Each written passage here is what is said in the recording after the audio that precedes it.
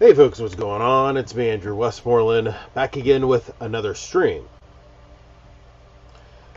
Now, today I want to talk about a couple of things, but primarily the Uvalde disaster, people and personalities calling for the repealing of the Second Amendment, actual solutions, and that most people who are talking about this are not offering real solutions. They are offering empty platitudes. Okay? So this first story we're going to get into, I want to break down the timeline of what happened, and as we're doing this, we can give solutions as to how they could have done better. Now, if you're not aware, the Uvalde shooting in Texas was probably the second worst school shooting in American history. And I also want to explain that school shootings are not new. You know, if you actually look this stuff up, they've been happening since the 1700s. We've had massacres and specifically school shootings. Okay? And obviously the conditions in which they were school shootings and whatnot has changed over time. I believe the ones in the 1700s, several of them had to do with Native American tribes attacking and massacring American citizens at school, children. Okay, but just understand that this is not a new thing. What is new is the frequency in which these shootings keep occurring, and it's something that is a problem, and we have to discuss this. Now, I did another video, or I think I premiered it, so it's basically live, last week talking about this, but there are more developments that have been happening, and so we got to go through this. Okay, so the timeline, Tuesday morning, the shooter shot his grandmother in the face at their Uvalde home. While she reached out for help, he got inside her Ford pickup truck and it made his way towards the school. Okay, so there's a couple things missing from this timeline. There is social media posts on Discord. I believe there was Instagram personal messages. If not Instagram, it was Facebook Messenger or something like that. And he was messaging several people. I think one of the people was from Germany, a German female that he was a gamer friend with. Basically saying what he's going to do. And I believe there was a significant gap between these social media postings and when he actually did the thing, which leaves us with questions. Okay, like why did it take so long, or why did these social media platforms, why do they not have something in place that can automatically flag this stuff? And if it seems like it's a credible threat, do something about it. Inform law enforcement. It does not appear that they have done anything like that. So at 11:27 a.m., a teacher at the Robb Elementary School propped open an exterior door in order to retrieve a cell phone. Allegedly. I have to say allegedly because this is still under investigation. And we're not even 100% sure the teacher was not involved in this situation. Alright? Now, the teacher who propped open the door walked back to exit the door, and the door remained propped open. Okay. A minute later at 11:28, Ramos, I don't really want to say this person's name, but the shooter crashed the pickup into a ditch behind the campus. The elementary school campus. Let's be very clear about that. It was not adults. Authorities said that the shooter, clad in body armor, shot at two male witnesses across the street at a funeral home. The witnesses were not injured. At 11:30, a teacher who witnessed the shooter went inside the school and called 911. All of this is super important to understand the level of incompetence and cowardice from this local police department. At 11:31 a.m., the suspect reached the last row of vehicles in the school parking lot. At this time, a school police officer responded to the funeral home call about a man with a gun. The officer drove right past the suspect, who was hunkered down behind a vehicle. Okay, so he didn't see him. Again, this also highlights that there was no school resource officer on site. I believe the information showed that this particular resource officer had 3 schools that they were responsible for, which is insane. It's impossible. You can't possibly cover that amount of territory. One person with hundreds and hundreds of staff and students, if not thousands, depending on the size of the schools. 11:32 a.m., the suspect began shooting at the school's exterior. Okay. First of all,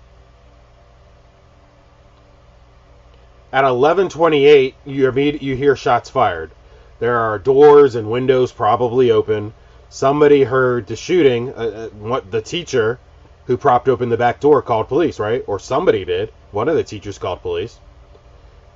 Why did they not immediately after 911 or run down the hall screaming, code red lockdown, lockdown, shooter, shooter, shooter, and just lose their fucking mind running through the hallways, trying to secure everything? Everybody goes into lockdown mode. They didn't do it. He started shooting at the school exterior at 11:32. Again, nothing. There was no lockdown called or anything. 11:33 a.m., the suspect walked into the west side of the elementary school and made entry through the door that was propped open. He then went into room 111 and 112 and began to shoot. And if you haven't seen, there's diagrams of like the architecture, the floor plans of the school, and this is like a dual classroom. They're connected with like a door in the middle which you can pass in between them, and I believe there's bathrooms in between this small corridor to get between the 2 rooms.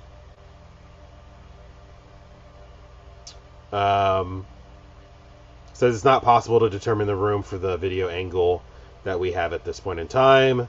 We do know this, that he shot more than 100 rounds based on the audio evidence at the time, at least 100 rounds in that short period of time.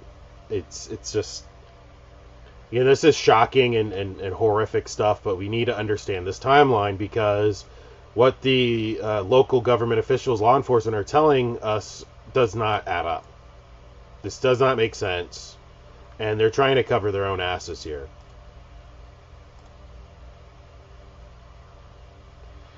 The shooter locked the door and opened fire with an AR-15 style rifle. We know that. He was carrying multiple magazines. The shooter barricaded himself inside the room. So, multiple magazines is it's kind of not being honest, because when I say not being honest, they're downplaying this.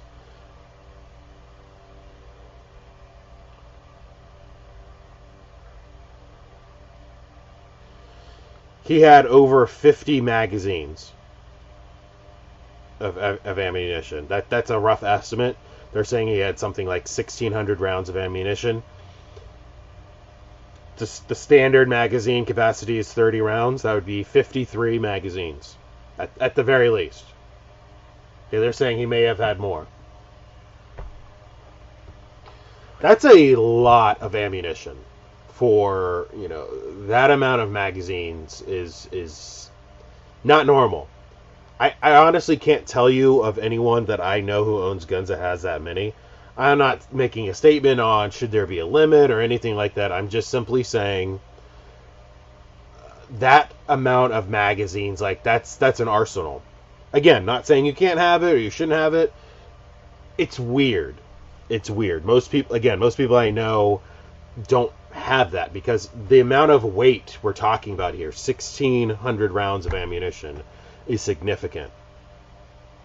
Now, at 11:35, 2 minutes after he started shooting inside the school, 3 police officers with the Uvalde police entered the school, followed by 3 volunteer officers and a deputy entered the school. The 3 UPD officers went to the door, which was closed, and received grazing wounds. Okay, so I'm assuming he's shooting through the door. Depending on the material, it's possible he shot through the wall. I don't know. Most schools are like concrete. You know, the walls are like concrete or brick or something. So, but he could have shot through the walls as possible. AR-15s can pierce that stuff. So 2 minutes later, they're exchanging. Well, they're taking fire through the door, assuming through the door. Now, 2 minutes after that, 11:37 to 11:44, there was gunfire from the shooter inside the classroom still. So police have not attempted to breach the door or anything. 11:43 a.m., the elementary announced on social media that the school's on lockdown. Okay, so it took them... I want to get this right. It took them 10 minutes, probably more than that, but roughly 12 minutes for the school to announce a lockdown. It's a little strange. It's multiple layers of failure here. Multiple layers of failure. Now, at 11:51, the FBI and a police sergeant arrived. Again, nobody has breached this classroom to stop the shooter. 12:03, officers continue to arrive in the hallway. At this point, there were 19 officers inside the hallway outside the classroom. So at 12:03, 19 officers in the hallway. This guy started shooting inside the school at 11:33. So he's now been in the school for 30 minutes, taking his time shooting these babies. At 12:03, a girl called 911 from the room where the shooter was in and was on the phone for 1 minute, 23 seconds. Again, it took them 30 minutes to get to this point of having 19 officers outside the classroom, but there are students alive still in the classroom calling 911. 7 minutes later, at 12:10 p.m., she called 911 again and advised that there were multiple people dead in the room. Still no police busting through the door. 12:13 p.m. and 12:16 p.m., the girl called again. So she called 4 times to 911 in a 13-minute period. 4 times in a 13-minute period, and the police say she's alive in the classroom, and they still did not breach. 12:15 p.m., members of the Border Patrol Tactical Unit arrived with shields. Okay. A lot of this information that we're getting is going to be weird on this because they're not giving you the full context of all the information. Let's be very clear about this. The full context of this information would be that there were multiple officers from multiple agencies that had students, they had children in this facility, in this school.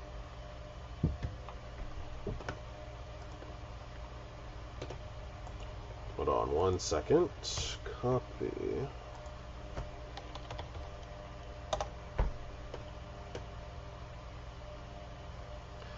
So you have to understand that this is where a lot of the weird stuff starts happening. When I say weird, like they're being cowards, or they're not, fulfilling their oaths of their position. They're what they're supposed to be doing. Because there are rumors that they, went to collect their own children and didn't follow a protocol and help as needed. So at least three Border Patrol Tactical Unit arrived with shields. At 12:17, the Uvalde Consolidated Independent School District confirmed that there was an active shooter situation taking place. Okay, so an active shooter situation taking place, meaning present tense, at 12:17. Again, the police have still not breached the classroom,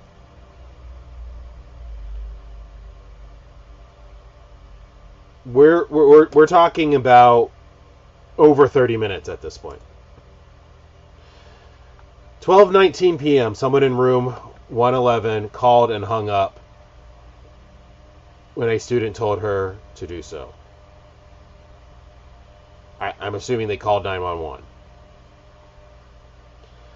12:21, the suspect fired again, believed to be at the door, and law enforcement moved back down the hallway.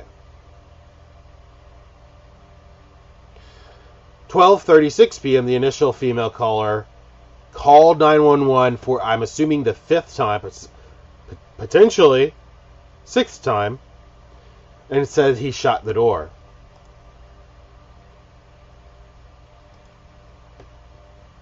We're well into 30 minutes. Okay? When this dude started shooting up the school. 12:43 and 12:47, she called again. She called like, we're on like sixth, seventh calls this one particular girl called. Please send the police now. A small child in an elementary school.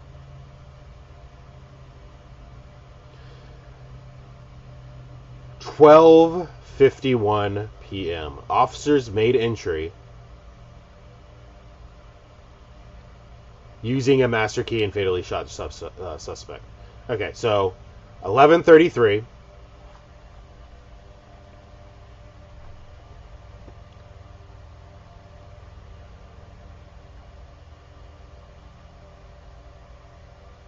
$11:33 is when he started shooting inside the school. 12:51 is when they breached. Well over an hour. Okay? Well over an hour. Like an hour and 20 minutes.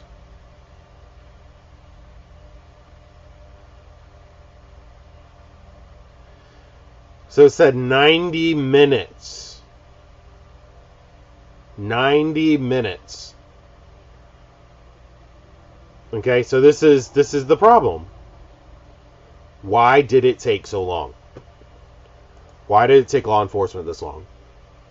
There are so many conflicting reports, so much information that contradicts itself. The law enforcement officials keep contradicting themselves, and we don't know the full story. What we can tell is, outside the school, at some point during the 90-minute active shooter situation, there were dozens of parents outside the school. They had time to leave their homes or work or wherever they were, get to the school, dozens of these parents, and they were trying to force their way past police lines to get inside the school to try to get their children, because law enforcement was not acting properly. I'm assuming they kept hearing active gunshots. The parents are obviously panicked and freaking out. The videos are available online. They're all over the place. There are reports that they use a taser on one parent. There's another. I mean, you could clearly see it in the vehicle, in the videos. They tackled one parent down to the ground, and it looked like it was a female, hands behind her back. I don't know if they actually handcuffed her, but her hands were behind her back, and there were several officers on top of her. Parents are screaming and freaking out, and multiple parents snuck past police lines, went inside the school, and successfully extracted their children because police were doing nothing. It's just mind-boggling to me. And there's so many people who are talking about this, and pretty much everyone agrees. Like, what do you mean? Why didn't you just immediately bust in and stop the threat? This is the hang up for me, right? What kind of door was in this classroom that was so secure that they had to wait until they got a key? They didn't even try to bust it down or take it off the hinges or anything like that. Now, to be fair, I remember so long ago when I was in a public school, and they were slowly upgrading a lot of security measures throughout the years. And one of the things was to have more secure doors that could be locked. And there was debate. I remember hearing teachers and staff talk about this. Being able to have really secure doors helps contain it. But I remember a teacher even saying this: if it's too secure, now everyone who's locked in that room with that shooter is fish in a barrel. And that's a legitimate point. But you can't have it just so open that he can just go from classroom to classroom. Like, that's not realistic either. So maybe it was a super secure door. That is possible. That is absolutely possible.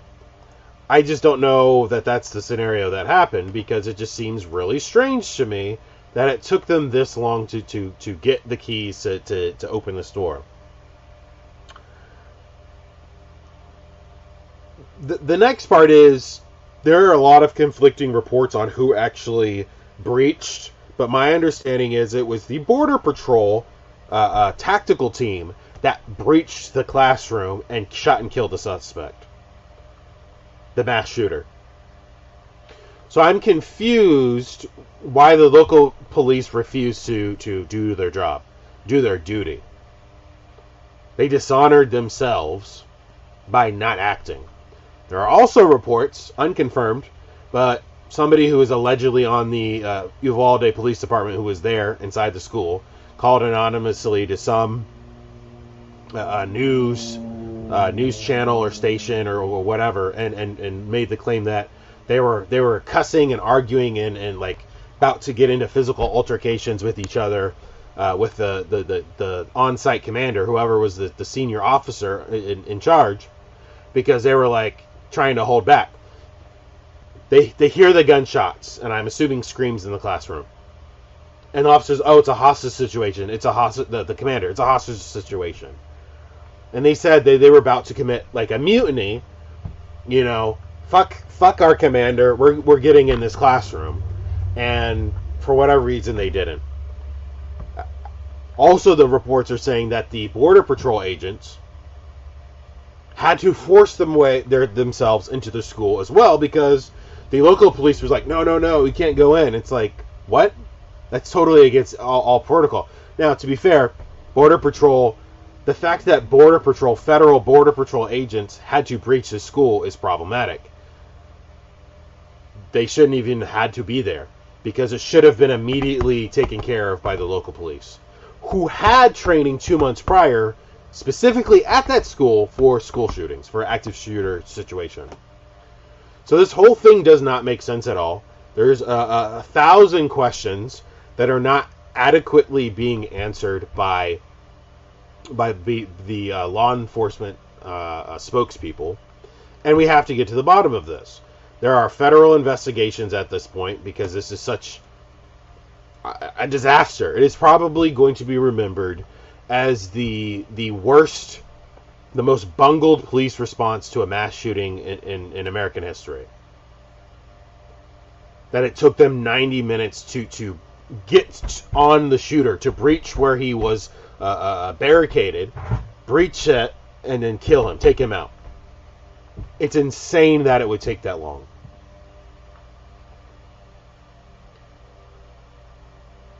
Now, a lot of people have been talking about possible solutions, and how do we solve for this in the future? And like I said, I did another video before where we went through some of those potential scenarios.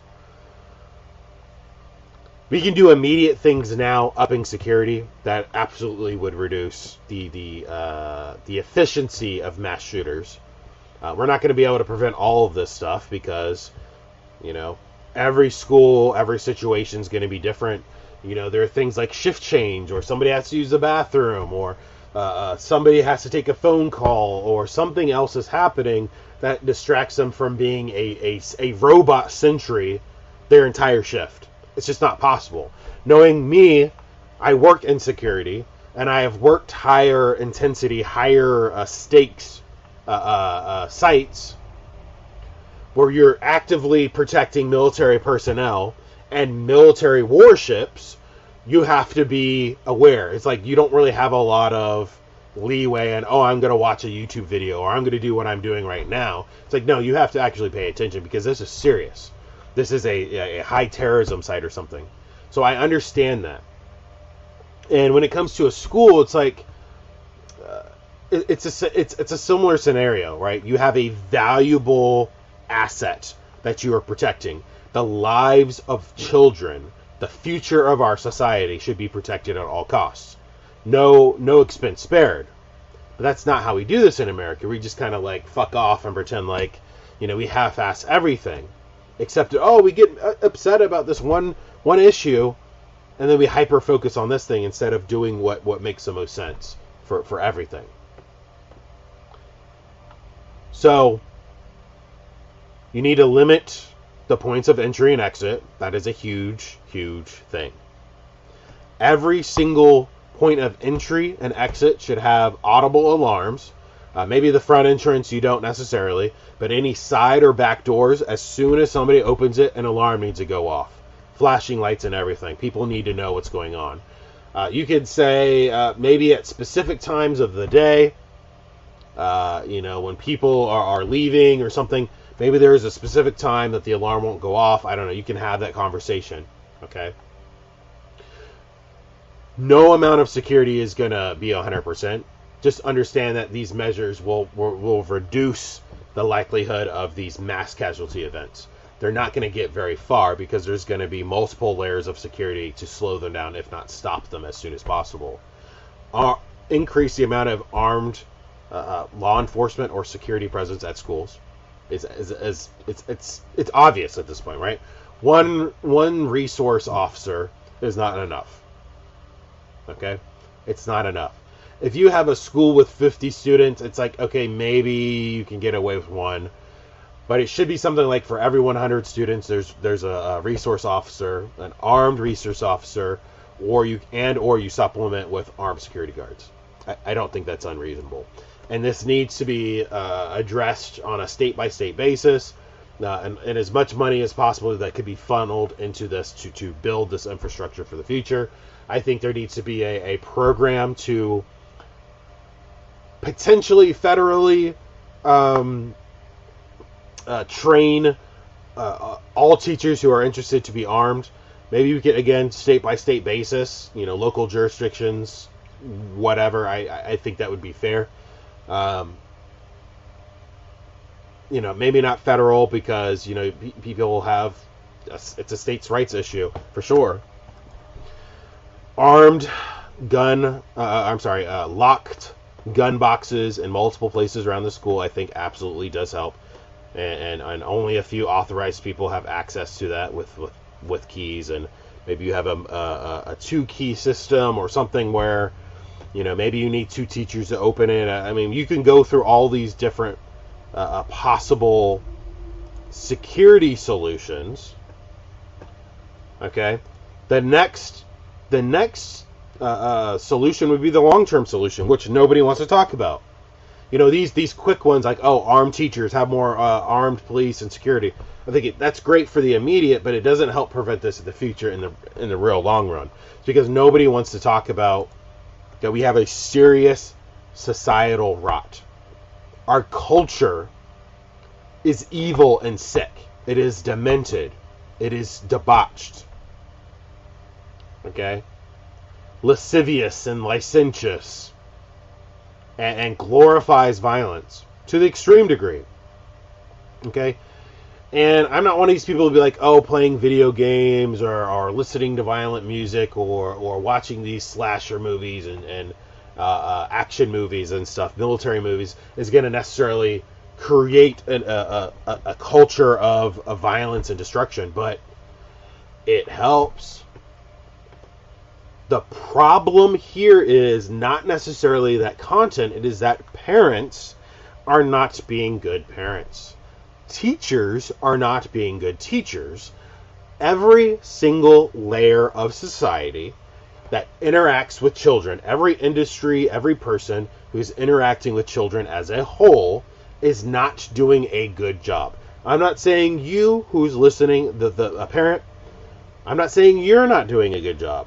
I'm not saying the school counselor or this high school kid who has mental health issues who's got a psychiatrist or whatever. I'm not saying you're necessarily doing a bad problem. I'm saying there are multiple layers of society that is completely failing these people. They are slipping through the cracks every single time. And there are red flag warnings that are being ignored. Sometimes you'll hear these stories like, well, he was known to be a problem child. He was known to get in trouble with law enforcement. There were some mental health problems, etc., etc. And nobody wants to address these things long term, that this is a cultural, societal problem. Okay? It starts in the home. Having two parents in the household, whether or not same-sex couples are adequately the same as a male and a female, mother and a father in a household is up for debate. There's not a whole lot of data and research on that, so I'm going to stick with, if there are two parents in the household, this will help fix the solution. They have to be good parents. You have to care about your kids. You have to care about your kids. You have to show up at school board meetings. You have to show up to the school and talk to the teachers and, figure out what's going on with your kids. Make sure everything is okay. Because just saying, oh, hey, little Timmy, how was school today? And he was like, yeah, it was all right. Okay, go do your homework. And then that's it. Like, that's not adequate. You have to be invested in your children's safety, their mental health, and their education. There's a problem with institutionalized everything, and this is a direct result of, this heavily institutionalized public school system. I remember it was like prison. You are in prison for 8 hours a day. Yes, certain classes were fun. Yes, I enjoyed certain subjects. Yes, I enjoyed certain teachers, certain, students or whatever was fine. But generally speaking, it was structured like a prison. If you were in the hallways for any reason without some kind of authorized adult signature, your hall pass, it is a problem, and you get in trouble for that. One of the stories I tell people is, for months, this 1 year, probably like half the school year, something like five months or something, 6 months, at lunch, I would probably just skip lunch. And if I did have lunch, I'd be quick, and then I would go to the library, which was basically, you go out the cafeteria, make a left, and the library is right there. It's very close. Very close. And I'd sit in the library and read and, basically use it as a study block. And I remember this one time, I left, and I was walking towards the library, and an assistant principal stops me. Where are you going? Hey, what are you doing? You can't be. Do you have your hall pass? And I'm just like, hall pass? What? And it was like, I'm going to the library. What do you mean you're going to the library? I'm like, I do this every day. I have lunch real quick or something, and then I go to the library.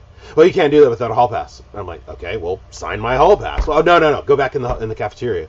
I'm like, what? I'm going in there to study. No, go back in the lunchroom. I'm like, what? Like, it was a prison. It did not make sense.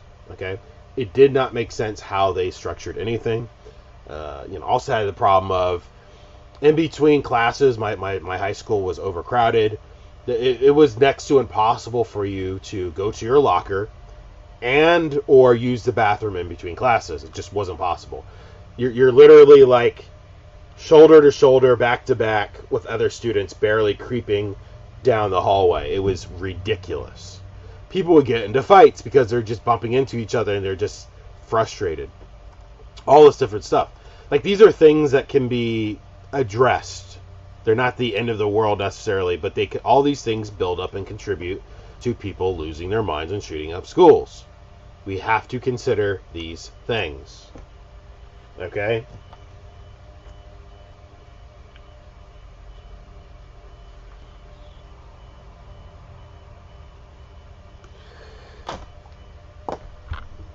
We have to try to create solutions and stop with the platitudes, the empty platitudes of, we gotta ban guns. Or, again, arm everybody. It's like, yes, of course, you have to counter the left's crazy with right-wing crazy or moderate crazy, or you have to match their energy, unfortunately, or else you're going to lose everything. That's just war, essentially. You have to do this, and it's sad that we're at that point. You know, the sane, rational conversation time is over. You know, and this gets us into our next story, or the next part.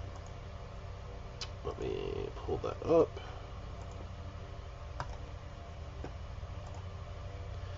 Michael Moore, famed documentarian of the Democrat Party, says he wants to repeal the Second Amendment. Let's listen to this clip real quick. I think that we need some really drastic action here. We need a moratorium, perhaps, on gun sales. We need to, who will say on this network or any other network in the next few days, it's time to repeal the Second Amendment? Oh, you can't say that. Well, why not?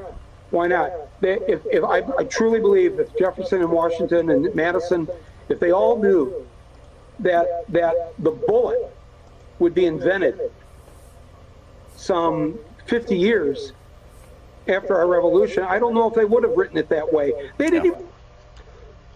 That's inaccurate right there about the bullet. Of course they had bullets. Even know what a bullet was. It didn't exist till the 1830s. That's not true. Now, if you want to steel man his argument, he's talking about casings, the bullet cartridge, or just cartridges. That's the YouTube will allow me to do this. Can't show a live firearm, but I can show this. Let me see if make sure that this is called a bullet cartridge. This is not a bullet. The bullet is this copper part at the tip. The whole thing is called a cartridge. This was not invented until, I think he said 1830s. Okay? They had bullets, muskets, and the balls, musket balls. They're bullets. It's the same concept. So he's inaccurate with that part. But let's go back to what kind of shit he's talking here.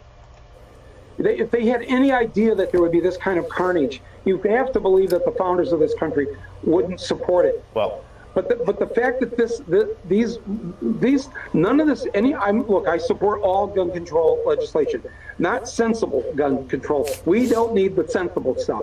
We need the hardcore stuff that's going to protect ourselves and our He looks like a 65-year-old woman. Just saying. Children. I don't know if we're willing to do that, but I will say that I do have thoughts and prayers, and those thoughts and prayers are to remove as many Republicans, as many people who support this evil policy this coming November. And Americans know this. They don't want this. They don't want their kids killed at school. That's the vast majority of Americans. I'm in the mainstream of that. I think that... Okay, so let's start with that. Again, he's wrong on the concept that, or that the founding fathers didn't have the concept of a bullet. It's like, how do you think they fought and won the Revolutionary War? Musket balls, musket rifles. And yes, I'll get to that point, Night Fox. Then he says, we need to repeal the Second Amendment. He says he supported all gun legislation. So basically, he wants to just ban guns. It's like, okay. So following that line of logic, that means you can't have armed security. You've banned all guns. You've banned all guns. Because he didn't specify this. I want to be fair. I don't want to straw man him. Let's steel man him. He did not specify. He said repeal the Second Amendment. It's like, okay. So who's going to have guns left then? The government, police, military. Is there any exception? Are you going to be able to have your private security still? Because all these rich, wealthy elites have private armed security and personal protective services, which are armed. So you're not going to have that anymore. So what? The next question is, who's going to take the guns? Who's going to go to the roughly 100 million Americans, 80 to 100 million Americans who privately own guns? Who's going to go to their house? Excuse me, sir. You've filled out 27 federal background checks for firearms. We can only assume that you have 27 firearms in your house. We're here to inspect your home and collect them. Okay, well, that's a violation of reasonable searches and seizures, for one. I mean, if we're just throwing away the Constitution, it doesn't matter, right? You can do whatever, they can do whatever they want. And that's kind of the important reason of why you have the Second Amendment. That you're preventing this kind of bullshit from happening, both foreign and domestic. Then he said, you notice how he was walking it back, and he said something about removing all Republicans, and then he suffixed it with from office in November. It's like, right.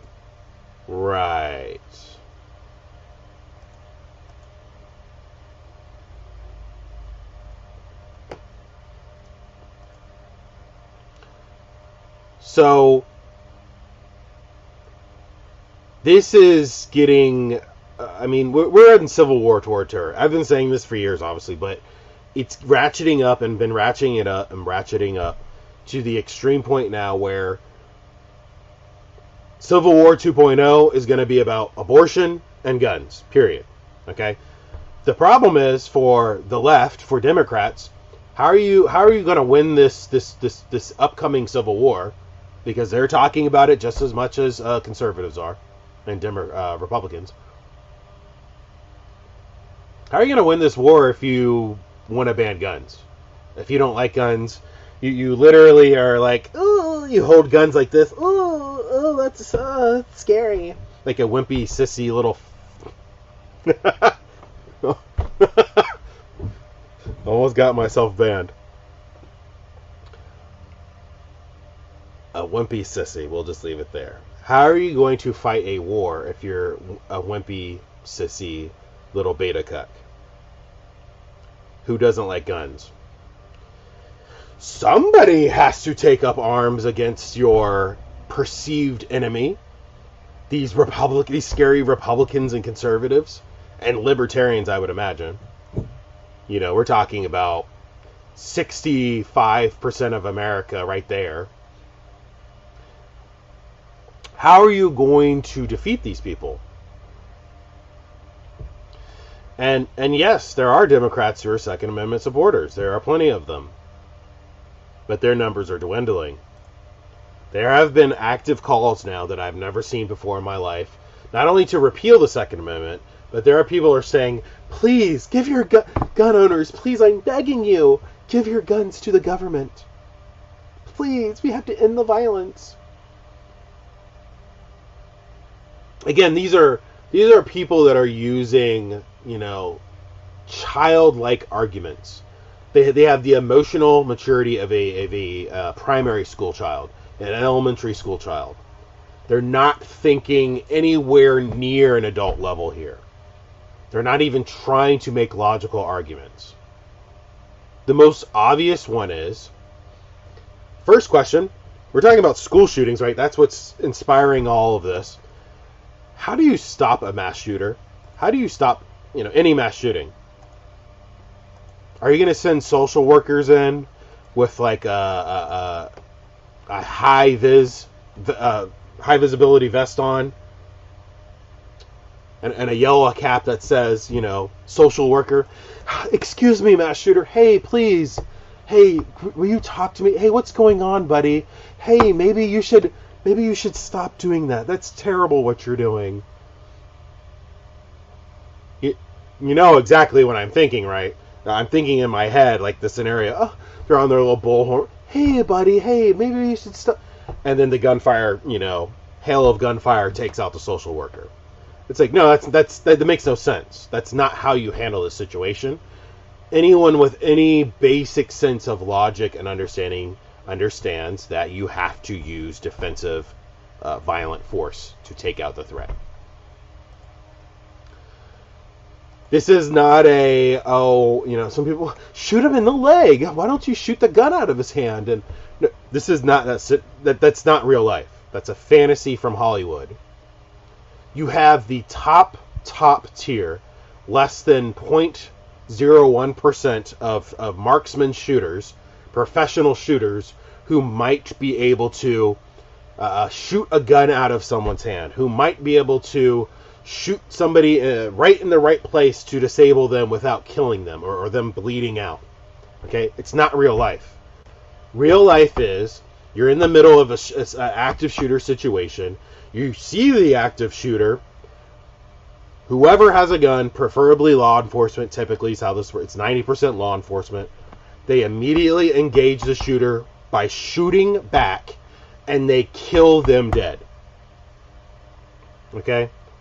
They kill them. They kill the active shooter.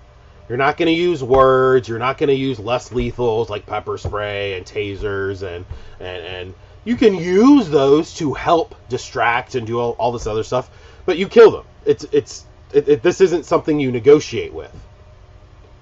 You need guns to do that. Okay? These people don't have any adult logic or reasoning skills. Again, they're going off of like a childlike mentality. Well, if you just ban all the guns, then there will be no more mass shootings. It's like, okay, well, that's a piece of paper, because you clearly don't understand. You don't value the piece of paper that's the Constitution. So if somebody is crazy enough and evil enough to start shooting up a elementary school, do you think that piece of paper that says that all guns are banned for citizens, I'm assuming everyone, do you think they're going to honor that? Why would they honor that? It makes no sense. Again, who is going to enforce this gun ban? You're going to send, you would have to activate the military, like 100%. Police forces alone are not going to be able to do this. Like, it would be immediate civil war. This is not even a question. It's not even a question that it would be an immediate civil war. It is, I mean, frankly, I would take off my uniform immediately. We're repealing the Second Amendment. Oop, uniform is off. Throw it, hide the badge, take off the duty belt and everything, and I'm going strictly civilian look. Civilian clothing and everything. Because I know what that means. Anyone in it with a badge and authority figure is fair game. Because they are trying to enforce that they're going to be able to come into your house and search for guns. Every single person. That's the only way you can do this. Going house to house searching for weapons. And I guarantee you what's going to happen. I won't say every single house. There are plenty of people who be like, all right, fine, government. Here, take my guns. Please don't hurt me and my family. And there are other people well above the critical mass threshold. 10%, 15, 20% of people who are gun owners will never give up their guns and will use them defensively, violently against anyone who tries to take their guns from them. That is a fact. The people who will not give up their guns outnumber the government. There's no question. Remember, Night Fox says, remember, there are how many gun owners in the U.S.? Something between 80 and 100 million gun owners. On top of that, there are billions of rounds of ammo stashed away. If there was a real problem with guns, we'd know it. And that's a super valid point. There are an estimated 400 million guns in America. There are 330 million people in America. Roughly 20 million guns is owned by military and law enforcement. So, there's more guns than people here. 380 million guns in America that are civilian owned. Okay? If we have this many guns in America, it would be like GTA, right? If what the left is saying, like how dangerous guns, how scary, and all these mass shootings always happening in America, it would be GTA every single second of existence, night and day. Nothing but GTA. You would have everybody's driving down the street like they're crazy, and everyone's shooting each other, and it's just pure chaos, pure Hollywood, pure video game chaos. It doesn't happen. It's not real life. What does happen, what is real, is that here in America we have the highest volume of mass shootings compared to the rest of the world. That is a fact. Okay? If you break it down per capita of gun crime in general, gun murders in general, America ranks like number 11 or 12 in the world.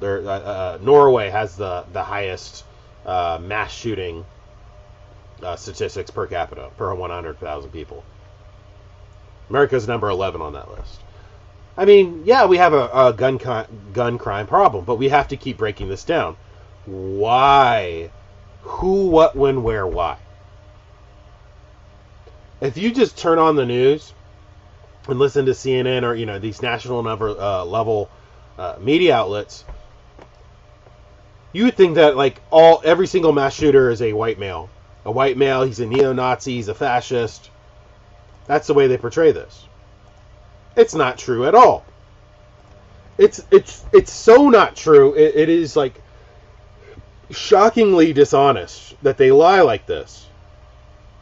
Guess who is committing 90% of the mass shootings? And I'll wait for chat.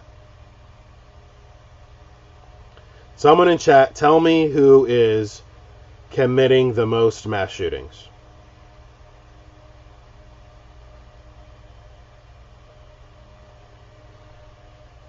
Don't be afraid. Guess. What demographic, what gender, or I should say what sex, is it male or females who are committing the mass shootings, and what ethnicity or race is committing the mass shootings? 90% is the number.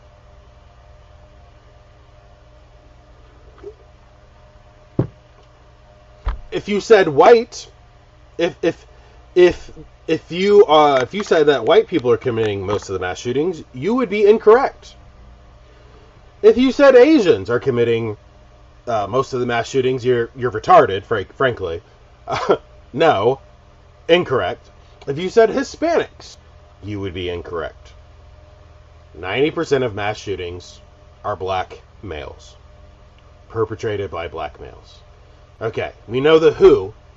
Now let's get the whys and the all the other information, right? Why are black males committing most of the mass shootings? Before I actually get into that, what constitutes a mass shooting? And why the data that the media is telling us is skewed? Well, according to the general standard, a mass shooting is 4 deaths relating to gun crime. One person shooting and they killed 4 people or more. Okay. Well, there's a problem there already. Now, follow the logic with me. Follow the logic with me. If it's 4 killed or more, it's a mass shooting. Okay, well, wouldn't that be a mass murder? Why wouldn't a mass shooting be you're shooting and you shot X amount of people? Like 4 or more people would be a mass shooting that you shot, not necessarily killing. That's not how they record these. Isn't that strange? Isn't that strange? Why is this important? Why am I highlighting this? How many of these black mass shooters do you think go and get ample range time and learn how to hold a gun properly, how to pull the trigger properly without jerking it back, and doing the sideways shooting and literally just doing this and doing the punch shooting? How many do you think get that kind of training? Very, very, very, very, very, very, very few. Versus a white mass shooter, they have some kind of gun training. They know how to hold a rifle properly. They know how to hold a handgun properly. They get a higher death count. They have a higher accuracy than the black mass shooters. This is a fact. Because spraying and praying, you're hitting everybody, but you're not necessarily hitting to kill. That is why this data doesn't make sense. Pretending like But if you do it by the way the 4 kills or more, well, of course, the next demographic would be white people who shoot the most.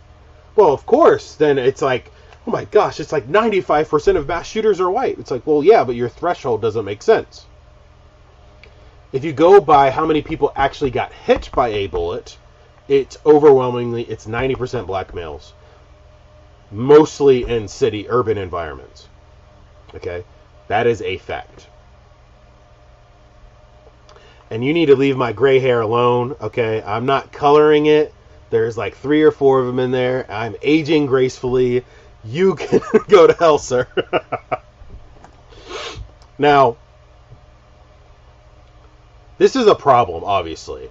If we can't even gather our data and be honest about these situations, we're not being honest. They're not trying to find real-world solutions. Look at everywhere in these Democrat-ran cities that have the highest amount of mass shootings and gun crime. Democrat-ran cities and areas have the highest amount of crime compared to Republican-ran cities. There aren't that many Republican-ran cities. I think there's one in Louisiana or Alabama that is Republican, and they're on the list of gun crime. It's like the only conservative-ran, Republican-ran city that is on that list. Okay? When you look at all this information and you start trying to be honest about it, and you see that most of these places have Chicago specifically, the highest gun crime rate in the entire country. It is the gun crime capital of America. Guns are next to and impossible to have. They're basically banned in Chicago. And yet they have the highest amount of gun crime. These are just basic logic questions that the left refuses. They won't answer it. Oh, here they go about Chicago again. It's like, dude, that's steel manning. Like, if you want to convince conservatives and moderates and centrists and everyone else, libertarians, that more laws are going to fix the gun crime problem, okay, well, let's start with your cities and jurisdictions that have the highest amount of gun laws. How has that been working out for you? It does not work. It doesn't work. Okay? And you can have a conversation if you want. If you want to talk about how certain, giving everybody a gun is too extreme, and then you're going to increase the likelihood of mass shootings, and yeah, you might be able to stop them quicker, but you might. It's like, okay, well, we can have that conversation. For now, I'm going to take an admittedly extremist position because they're being extreme. They're saying ban all guns. Literally, ban the Second Amendment. So I'm going to say, I will counter your ban of repeal the Second Amendment with, let's modify and amend the Second Amendment to include mandatory gun ownership in every single household, like Sweden does, or Switzerland does. You have to have a rifle in every house. Bare minimum, a long gun. It could be a shotgun. It could be a blunderbuss for all I care. It has to be some kind of a projectile firearm. Black powder, musket, whatever it may be. You have to have a firearm in the house. Period. Mandate that. I would go to the extreme of saying, let's completely gut the ATF, make it, get rid of it, abolish the ATF, and commission a new agency that is the firearms agency. Their primary mission and goal is to get as many guns into the hands of law-abiding citizens as possible. That is their job. It will be government funded. You remember that $40 billion we just gave to Ukraine? Fuck Ukraine. Fuck them. We're not giving a single dime to any other country in the world until we fix our problems here. I don't care if it's Israel. I don't care if it's Ukraine. I don't care if it's the UK. I don't care if it's to help hungry children. I don't care. That's a separate issue for something that a private organization can handle. Government money needs to go to helping Americans, period. The end. Never again. I would immediately end all of that shit. All U.S. taxpayer dollars has to be spent in America. And we will funnel that money down to giving American citizens guns. Every single one who wants one. I would say preferably it's mandatory, but, again, that's the extreme position. That's the big ask. You ask for something outrageous, and you're like, they start, negotiating down. That's what they're doing. Ban all guns. Well, the conservatives, the Republicans will be like, no, we can't do. Obviously, we're not doing that. Well, what if we just, do universal background checks to the extreme, where where you have to do a background check for every kind of gun sale, and we're doing mental health evaluations, and what about the red flag laws, and do all this extra shit, because they know you're not going to ban guns. It's just impossible. It's not going to happen federally. It's a big ask.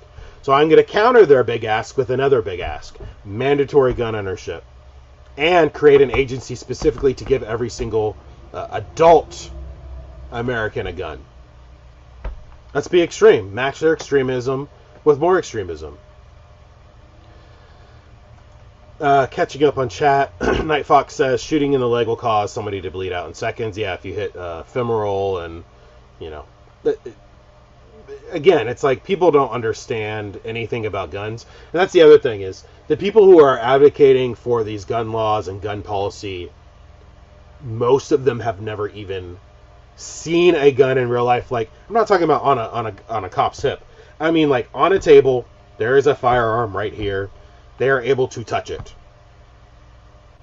and inspect it and manipulate it, break it down, put it back together, load it with ammunition, cock the slide back, fire it. Most of these people who are advocating for gun policy do not know anything about guns. They don't even understand the basic functions of guns. That's when you have these idiot assholes on news TV saying something like fully semi-automatic weapons. It's like, and they say stuff like fully semi-automatic assault rifles or assault weapons. It's like, what? What are you talking about, dude?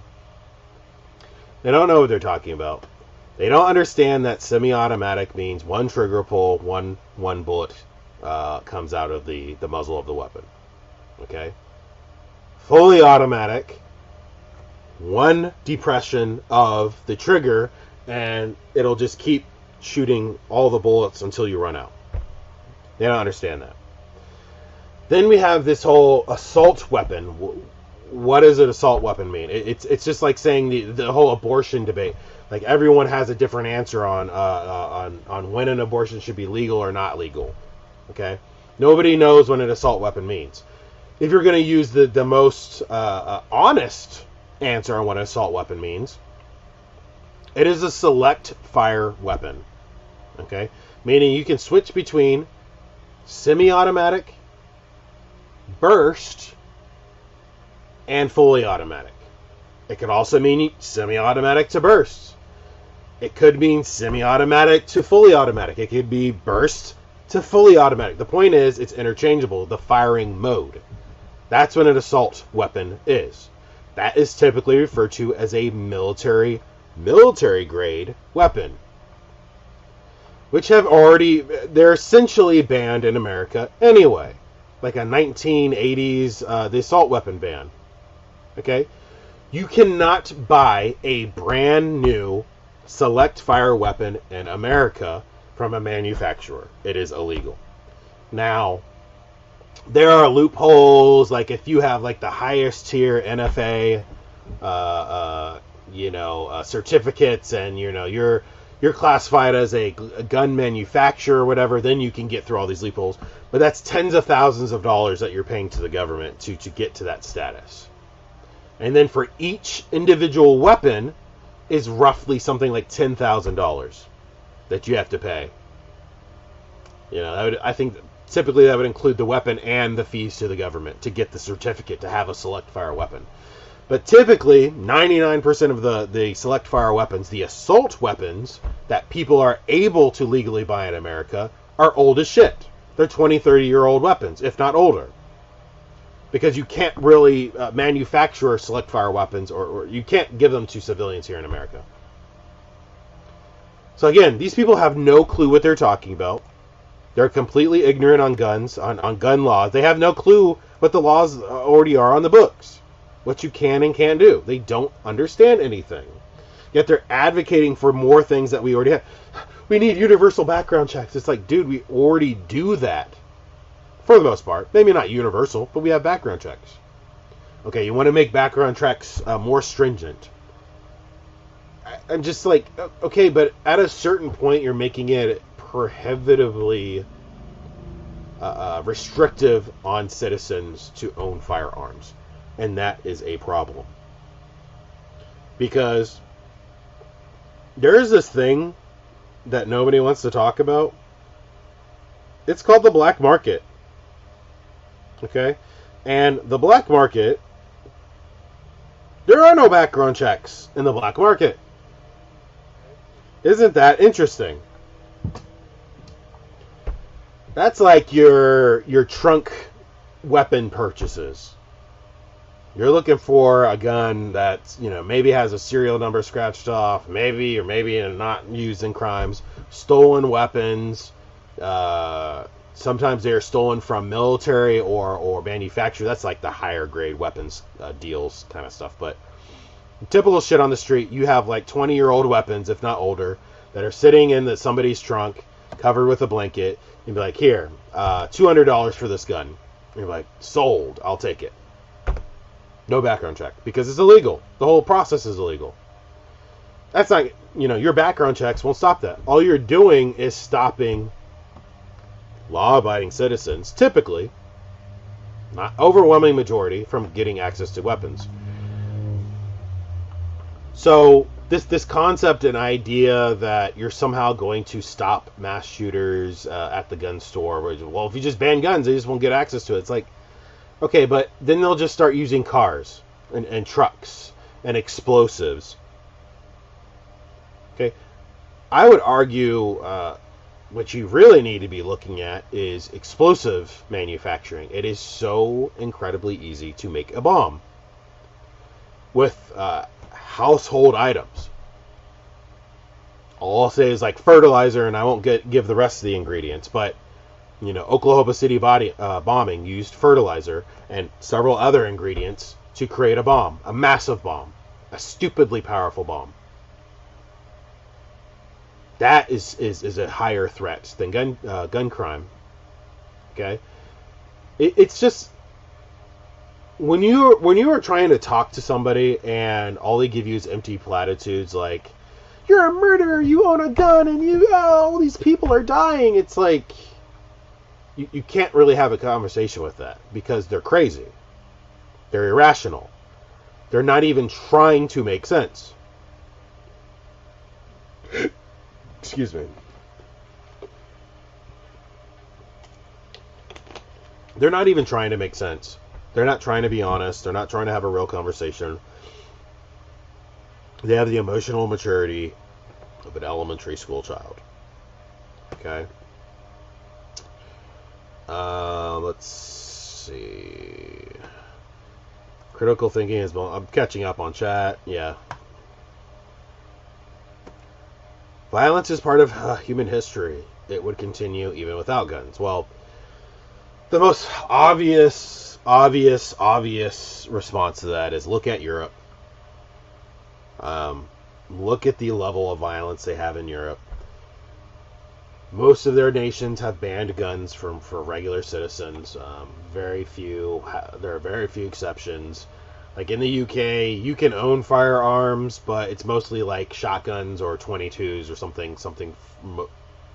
Shotguns are super powerful, but typically rural areas in the UK, farmers and agriculture people are allowed to have, some kind of a firearm to, kill predators, wolves, whatever, to protect the crops and livestock. Generally speaking, the average person does not have access to firearms in Europe legally. So, what has gun crime been replaced with in Europe? Specifically UK, it has been replaced with knife crime. It got so bad, and it's so bad that they have actually banned certain kind of knives in certain jurisdictions in the UK. Like, you can't have knives past a certain length and all, and it's like, we have restrictions here like that, but what I'm saying, like, we're talking about kitchen knives and stuff. Well, you can ban like the little flip knives and foldable knives and the switchblade knives and all this other like stuff you might get in a tactical store or a sporting store and all that stuff. But kitchen knives. Apparently, they're trying to ban that in some places in the UK. It's like it doesn't make any sense. And then you have the vehicle attacks, which are tragic. There is no stopping this stuff. All you can do is be as prepared as possible and put as many measures in place as possible that make sense without restricting people's rights.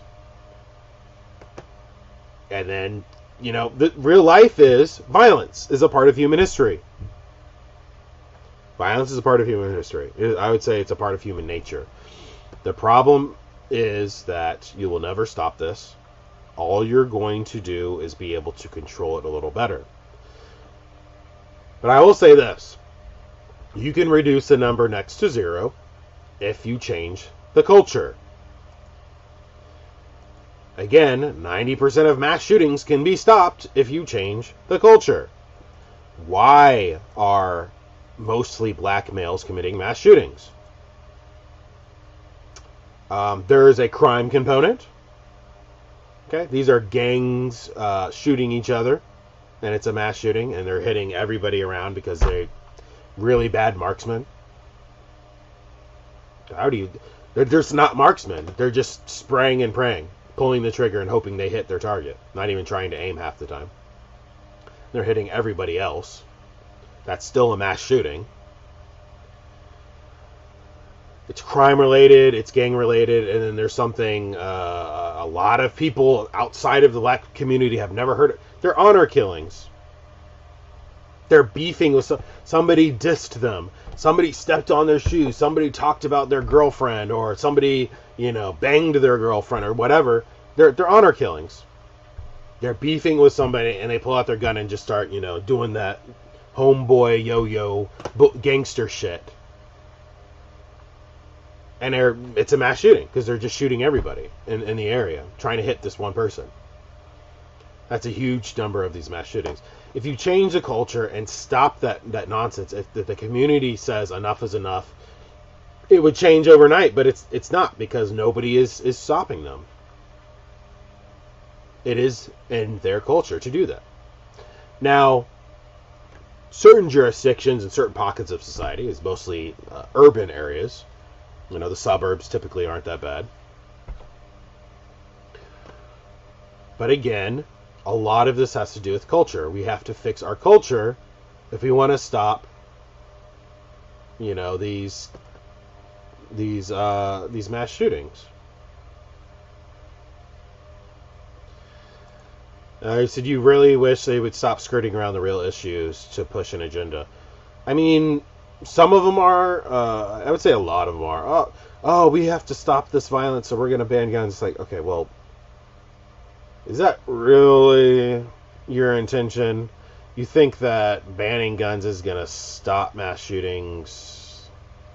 Or is the greater agenda because you just want to disarm the population because you want to enact your Orwellian totalitarian Democrat superstate? I think that's what they really want. You're also saying that you wouldn't say mandatory ownership, but mandatory training. So I get yelled at by a lot of people when I suggest mandatory firearms training. And I don't think they understand what I'm saying. I'm not saying... I would say completely change the culture and bring it back to a certain degree how it used to be. It would be irrelevant. I'm not saying like, oh, you walk into the store and you want to buy a gun and be like, okay, show me your mandatory training card that you had, your firearms training card before your... I'm not saying that. If you change the culture to how it typically was, is pretty much everybody knew guns anyway, especially suburbs or rural areas, because you had gun clubs and rifle ranges in high schools in America. People, they have no clue that that's how it used to be. Yes, you had kids walking around with weapons, and it was not a big deal because the culture... It was fine. It was wholesome. There there was next to no scenario where you saw a kid walking around with a gun where you had to feel unsafe. Oh my God, he's going to shoot up the school. It's like, no, I'm going to the rifle range in the school. You know, we're going to rifle class. I'm serious. Like, it's a real thing. People don't believe me. Actually, let me look it up. Rifle ranges in high schools. Rifle gun club or high school gun clubs and teams. Is it true that you used to have rifle? I'm trying to find.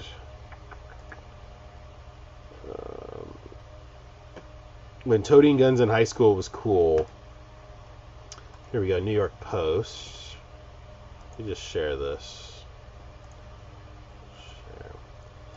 I have to show this because there are so many people that are like, oh, you're fucking lying, and it's like, no, dude. Let's see, what era is this? This is 1947. This is a rifle club at Tottenville High School.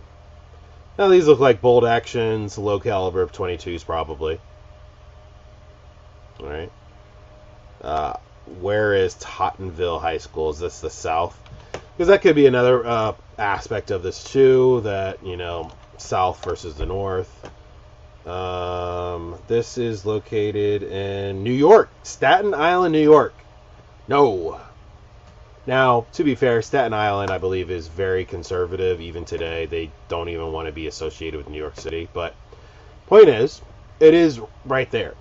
This is New York.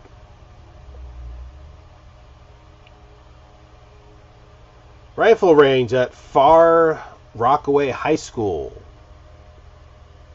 Okay? This is a very short article. When was this written? 2018. There are at least 3 shooting ranges in public schools, Department of Education said. Okay, that's currently. They currently have it.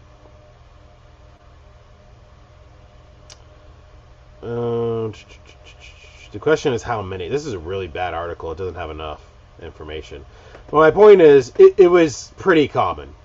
Okay, it was pretty common that you would have high school rifle clubs. Okay?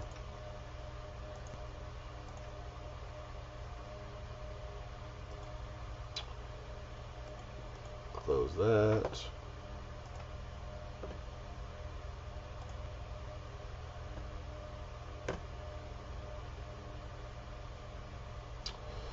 Let's see. Most people advocating for gun laws probably couldn't tell you about the laws exactly. And you said $1,000 to get a permit. Then there's paperwork and the tax stamps. Yeah, we're talking about the automatic weapons or select fire.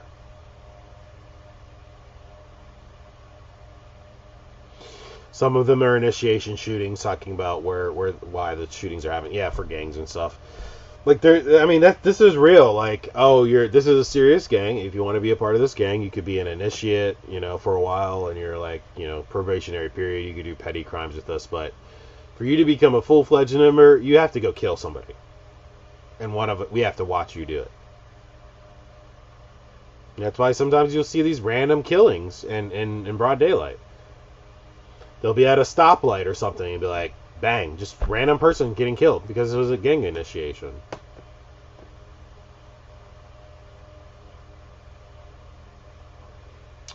Also, yes, you're correct. The rifle in the back of the truck was normal. I mean, prior to that, yeah, you would walk into school with your weapon. Now, I would imagine typically, you know, there are safety protocols and stuff, like you're not waving your gun around, because there was just a general respect for firearms, and there was a culture of you know, safety and responsibility, and you know, this is a powerful tool that you could use for you know, target shooting, for hunting, and it could also be used for, you know, self-defense or war, all of those things. Okay. And now, you know, society has gotten soft. You have these city liberals and these suburban liberals who, you know, they don't understand the real world. They've been sheltered their entire lives and don't understand the harsh reality that sometimes you have to defend yourself using violent, deadly force. Your screen isn't showing the right tab. Ah. Okay. Let me pull that back up. My apologies. Rifle ranges in high schools. Let me click on that again. Where did it go? I do apologize. Just so I could show what I was talking about really quickly.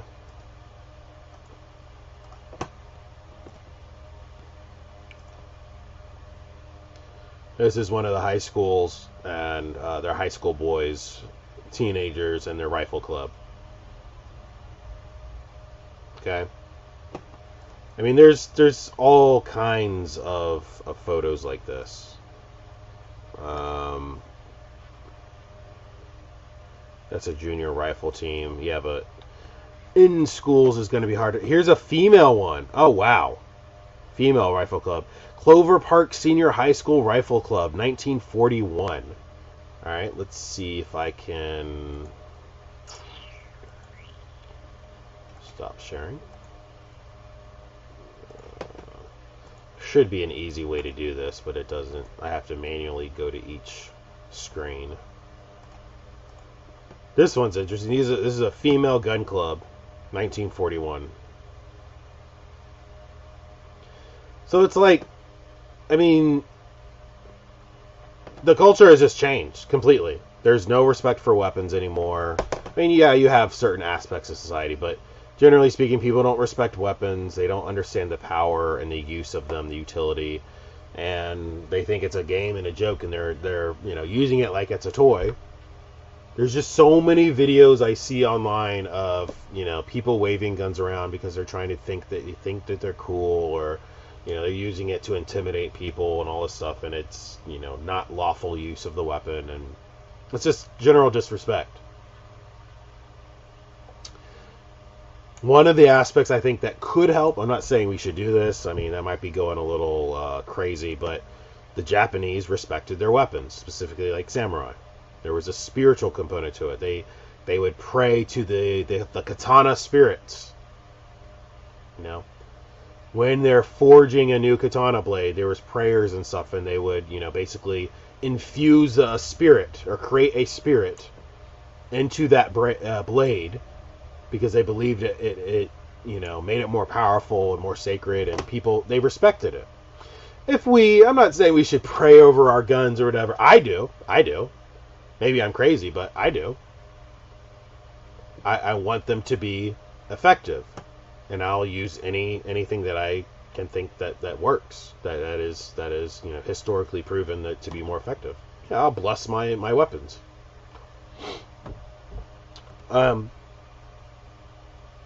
Maybe that's a little too far for the general American that sit there meditating with their AR-15s or shotguns or something, but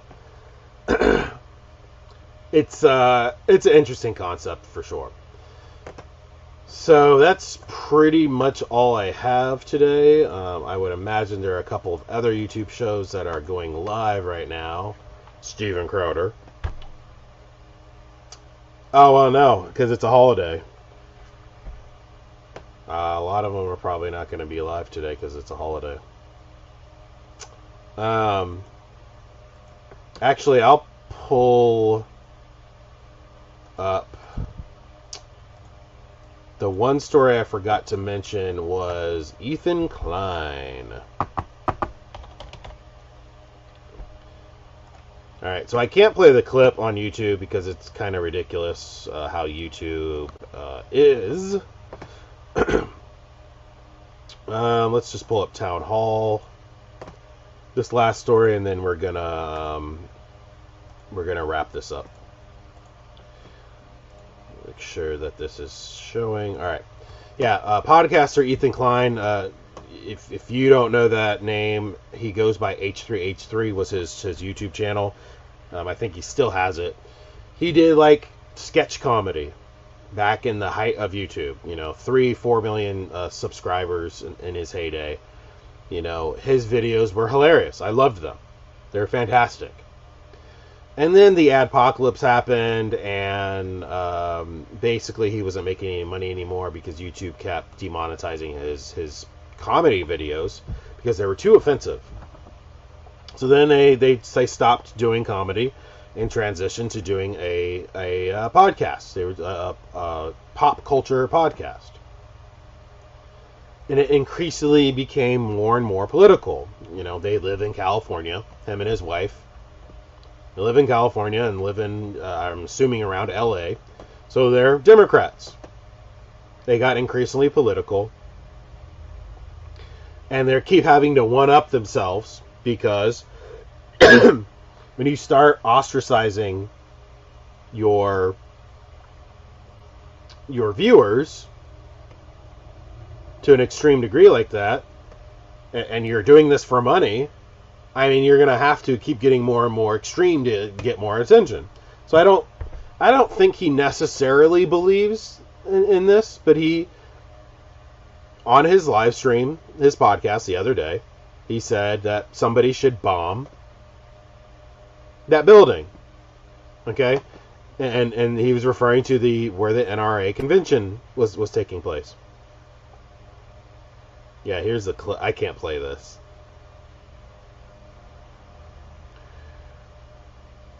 Now, almost immediately after most of the clips being played, immediately after like his next sentence, he was basically saying, "Maybe I should walk that back. I'm walking that back."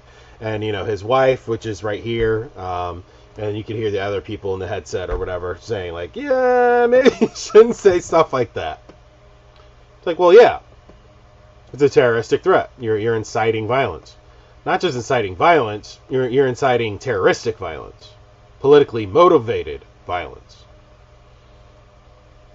Now, people get banned for less on social media for this. So, what ended up happening is YouTube took down that video, that live stream video, 3 days after. They took it down and gave them a community guideline strike. So they can't go live or post any content or anything for a week on YouTube. Many people are saying that is not enough. Mostly conservatives. They're saying that, the counter comment is, well, cancel culture. It's like, well, there's a difference between trying to get somebody canceled because you don't like what they're saying, their free speech, canceling them for free speech issues, versus trying to get a dangerous, violent a person who's advocating for violence who has, something like 5 million subscribers off from a platform, which they have mostly, a lot of their subscribers are kids. Still, surprisingly. They are minors, a lot of them who watch their channel. So, I mean, I think it's a separate issue than a First Amendment, free speech thing. It is, we are talking about a channel who's actively becoming more radicalized, hyper-polarized, hyper-partisan, and he's claiming it was a joke. He's claiming it was a joke. The extended ship shows Ethan in the same breath saying, "Okay, I'll roll this back." His wife says, "Everything but violence." He's still heard laughing as they walk it back. A technical difficulties graphic appears. When the show comes back, he and Hila are laughing. He says, he admits, "I got a little carried away there. No, nobody bombed the building, all right? I take that back. Thank you." It's I took it a little too, I got a little passionate there. Let's roll it back. Okay. He says, "Rewind time. Let's protest." Still laughing, by the way. "Let's protest that building," he goes on said. "Let's bomb it with emotional protest. A love bomb." So this is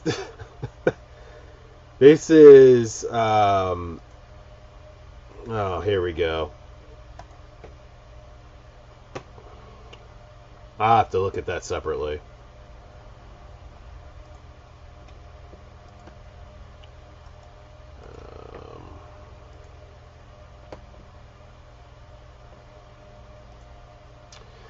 But the point is, when you have, this is why I keep bringing up Civil War stuff, because when you have these prominent political people, I'm not talking about just saying Civil War stuff, that like, he probably is completely oblivious to the Civil War conversation, but when he's saying stuff like this, his viewers are already Democrat partisans, hyper-partisans. It radicalizes people. It's diminishing the immediate reaction that you have. You should be recoiling immediately when somebody starts saying "go kill people." That's scary.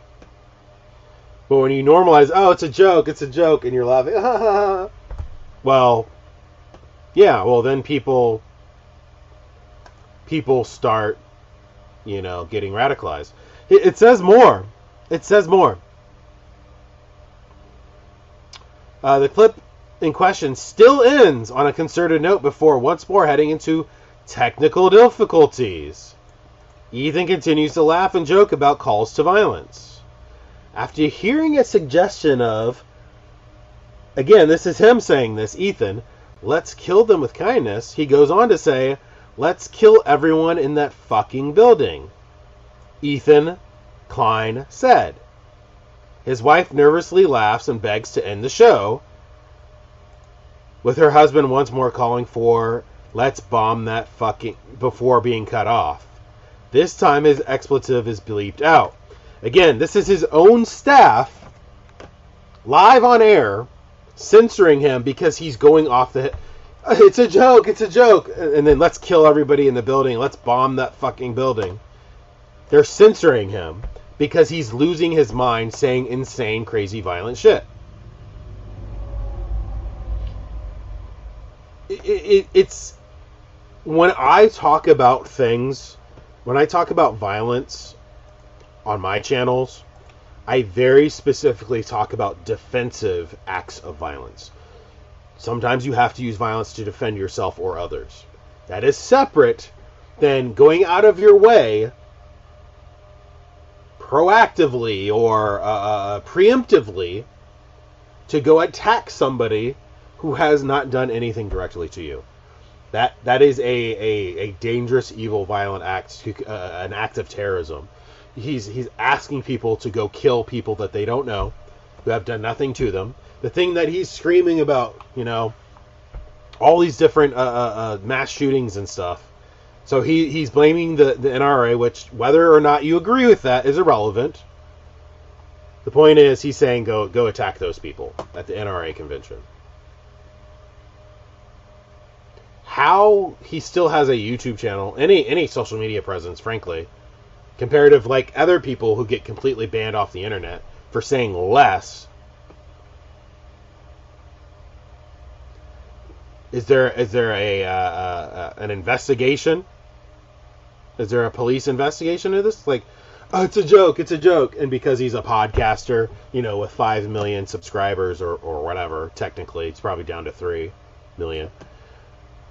Because he's a prominent podcaster, and in the past he was a comedian, does that give him a free pass? To me, that was a call to violence. And that's scary. That's very scary. Now, if anyone has ever interpreted anything I've said over the years as a call to violence, it would be defensively. Huge difference. If you are being attacked, if you are living under tyranny, whatever, that is defensive use of violence. It is totally different than offensive, preemptive, proactive, whatever term you want to use. So I just want to bring that last story up. Night Fox Gaming said that 2 are dead and 19 hurt. A car attack. Somebody drove a car in a Nebraska Memorial Day event.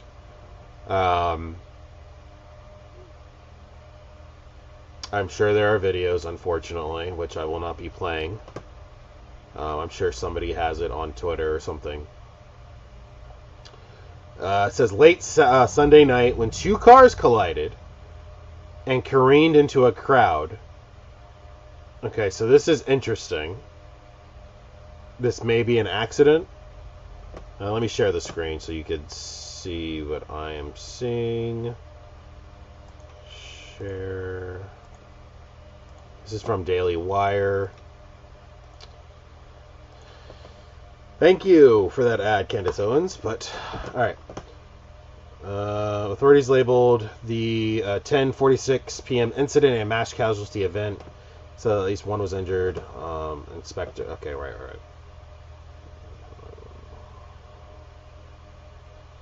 20 and 22-year-old women were killed. Both were inside the cars that crashed. Okay, so it looks like it may have been an accident. Maybe not intentional. Some of the crowd gathered by a parking lot of a Barnes & Noble to watch the annual Memorial Day Merry Cruise Night. Here we go. The event hosted by the Midwest Association of Car Enthusiasts. Well, okay, it's still an accident, but you could have had assholes speeding around doing donuts and doing car tricks and stuff, and someone's probably spun out of control, hit somebody else at high speed, and flung this car into the crowd of people. That's probably exactly what happened. So it doesn't look like it was a direct, like, car attack, intentional terrorism. This looks like it was a accident. Negligence, but an accident. Yeah, there was a T-boning. One of them flung into the crowd. Yeah, I mean, it's tragic. It's unfortunate, and this is what happens when people are playing with things that they're not trained in.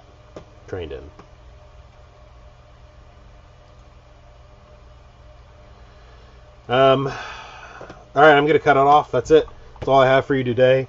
Just remember to be safe, be prepared, and understand that the world is not candy canes, rainbows, and all that other. Well, rainbows. We're about to be in Pride Month, but you know what I'm talking about. Just understand that you need to be prepared for anything. Don't live your life in fear. Don't have high anxiety, all that stuff. But be aware of your surroundings. Keep an eye out on sketchy people. If you can legally have a gun and have the training, all that stuff, I advise people to get a gun, train how to use it legally, lawfully, and use it defensively if necessary. So that's all I have for you today. Thank you so much for watching, if indeed you still are, and I will see you all next time.